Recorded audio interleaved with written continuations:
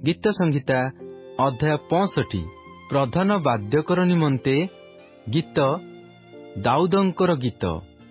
हे परमेश्वर, सियोनरे प्रशंसा तुम्भर अपेक्षा करे ओ तुम्भ उद्देश्य रे मानत पूर्ण कराजिबो। आहे प्रार्थना श्रवणकारी जे तुम्भे तुम्भ निकटकू सकल प्राणी आसीबे। अपराध मो उपरे प्रबल हुए, तुम्भे आम्भमानंक अधर्म मार्जना करिबो।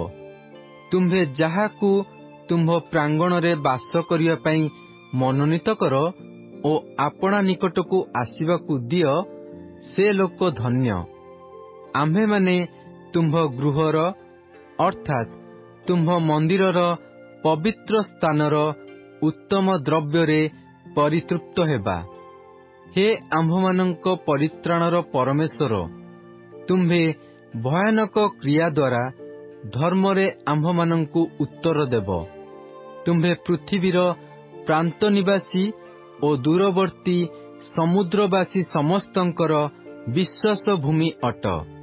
तुम्भे पराक्रमरे कटी बांधी स्वशक्तिरे पर्वतगणकू दृढ़ रूपे स्थापन करिथाओ। तुम्भे समुद्र समूहरे गर्जन, तहिर तरंगमाଳାର गर्जन ओ गोष्ठीमानंकर कलह शांत करिथाओ। आहुरी प्रांतभाग निवासीगण तुम्भ चिन्ह देखि भीत हुअन्ति। तुम्भे प्रातःकाल ओ संध्याकालर उद्गमकू आनंदमय करिथाओ। तुम्भे पृथ्वीर तत्त्वावधान करी तहिरे जलसेचन करिथाओ। तुम्भे ताहाकू अतिशय धनाढ्य करिथाओ।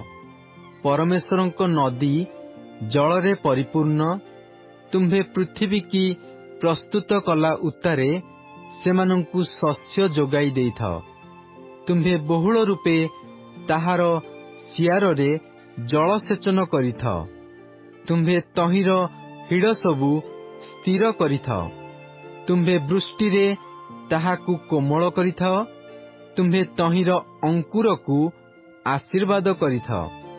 तुम्भे आपणा मंगल भावरे वर्षकू मुकुट पिंधाइथाओ ओ तुम्भ पथ सबू पुष्टता क्षरण करे।